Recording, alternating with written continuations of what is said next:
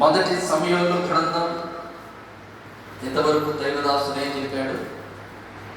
దేవుడు హెచ్చరించినప్పుడు వినకపోతే ఏం చేస్తాడు? హఠాత్తుగా మనిషి చెప్పు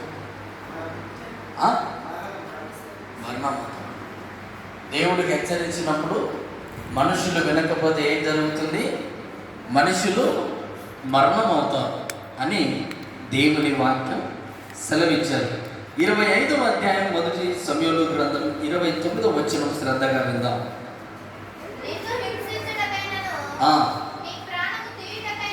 నీ ప్రాణము తీయుటకైనను ఎవడైనా ఉద్దేశించిన ఎడల నా ఏలిన వాడవకు నీ ప్రాణము